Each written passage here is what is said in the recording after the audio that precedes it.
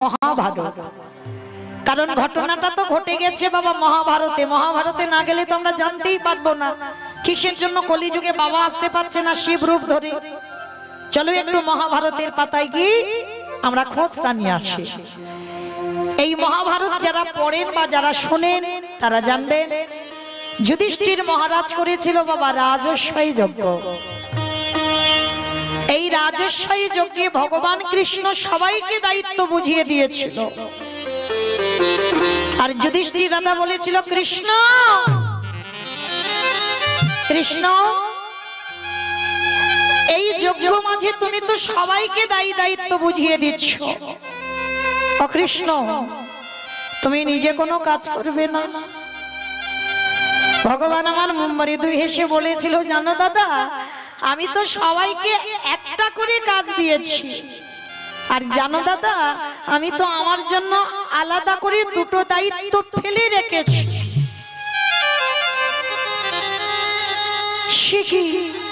সবাইকে একটা করে কাজ কৃষ্ণ, তুমি তোমার নিজের বেলা দুটো কাজ, কি কাজ করবে কৃষ্ণ? বলে জানো দাদা এই যজ্ঞে যত যত ভক্তরা আসবে আমি কৃষ্ণ দয়াময় হয়ে সবার প্রথমে আমি নিজের হাতে তাদের চরণ দুগল আগে ধৌত করে দেব। চমকে উঠেছে যুধিষ্ঠির দাদা, অসম্ভব কৃষ্ণ, এ জগতে কেউ জানুক না জানুক আমি জানি তুই কি আর আমি কে। আর তুই কিনা যজ্ঞে যত যত ভক্তরা আসবে, কে নিচু জাত কে উঁচু জাত জাতের ঠিক নেই, তুই সবার পা ধোবাবি। ভগবান হেসে বলেছিল, দাদা কোন কালেই তোমার জাতের বিচার ছিল না। এই জাতের ভেদাভেদটা বাবা মানুষ করে, এই জাতের বিচারটা আমার ভগবানই কোনোদিন করেন। ভগবান যদি করতো বাবা মলয় চাঁদ কাজী যে বিধর্মী মুসলমান তাকে তো উদ্ধার করতো না। মহাপ্রভু নগর ভ্রমণে যেত, পিপাসা পেয়েছে, কাজীর বাড়িতে গিয়ে জল চেয়েছে, কাজী দিতে চাইছে না, কারণ মুসলমান তো তেমন ভালো গ্লাস নেই যে ভগবানকে একটু খেতে দেবে। মহাপ্রভু বলেছিল, কাজী তুমি যে গ্লাসে জল খাও ওই গ্লাসে জল আমায় দাও। এই হলো আমার ভগবানের চরিত্র।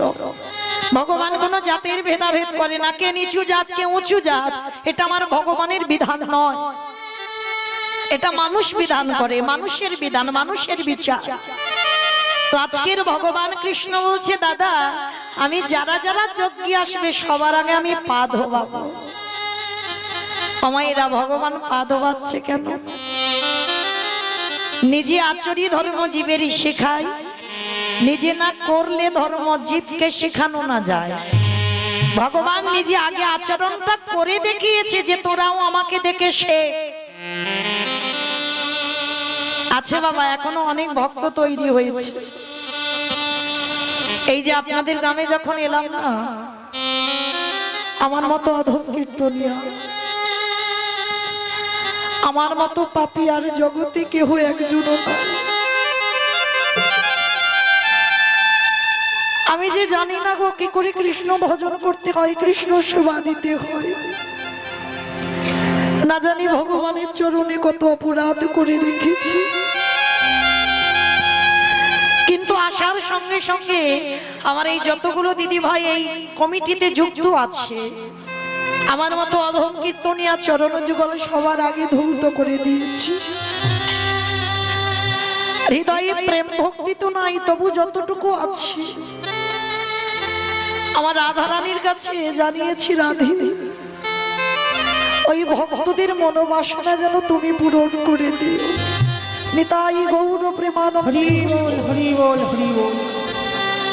তাই তো ভগবান কৃষ্ণ জগৎকে শেখাচ্ছে, জগৎ যদি তোদের দুয়ারে কোনোদিন সাধুগুরু বৈষ্ণব ভক্ত যদি আসে, মায়েরা সবার আগে আমাদের মনুষ্য জীবনে কর্তব্য বসতে দেওয়ার আগে আগে সাধুগুরু বৈষ্ণবরা এলে সবার আগে দুটো চরণ যুগল ধৌত করাতে হয়।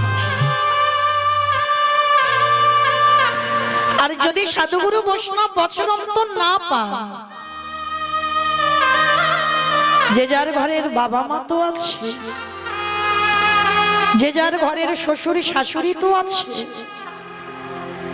আমি কথাটা বললে বাবা অনেক জায়গায় অনেক ভক্তরাই হেসে কথাটা উড়িয়ে দেয়, কিন্তু আমি হাসির কথা বলছি না বাবা। ওই দুটো চরণ গো খুব মূল্যবান চরণ। যদি বলেন এটা কীর্তনিয়া মৌমিতা বলছে না, আমার কথা না, আমি বলছি না। ভগবান কৃষ্ণ সুদামাকে বলেছিল, সুদামা এই জগতে সবথেকে প্রথম গুরু হচ্ছে যে যার ঘরের বাবা মা। কারণ প্রথম শিক্ষাটা যদি কেউ সৎ শিক্ষা দিয়ে থাকে সেটা আমাদের বাবা মা। তাহলে প্রথম গুরু হলো যে যার ঘরের বাবা মা, তারপরে গুরু হলো শিক্ষা গুরু, দীক্ষা গুরু, তারপরে গুরু হলাম আমি ভগবান। আমাইরা কই ভগবান তো একবারও বলেনি সবার আগে আমি বড় গুরু, সবার আগে বাবা মাকে জায়গাটা দিয়েছি।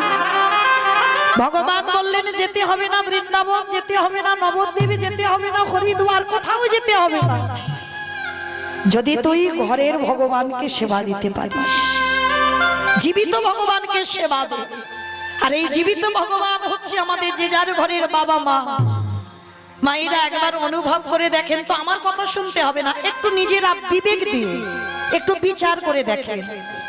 ভগবানকে সিংহাসনে রেখে কত ফুল দিয়ে সাজিয়ে কত ধুমধাম করে পূজা অর্চনা করছো, ভগবানকে কত ভালো ভালো ডালা দিয়ে খেতে দিচ্ছ। হ্যাঁ গো, যে মা 10 মাস কত কষ্ট করে তোমায় গর্ভে ধরে রেখেছি, যে মা গর্ভে ধারণ করেছে সে মা জানে তার কত কষ্ট। তাহলে আমাদের কি মনুষ্য জীবনে কর্তব্য না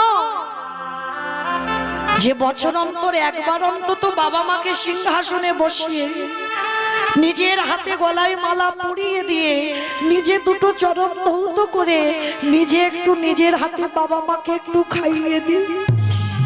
বলেন আমাদের কি মনুষ্য জীবনে কর্তব্য নয়? এটাই আমাদের কর্তব্য।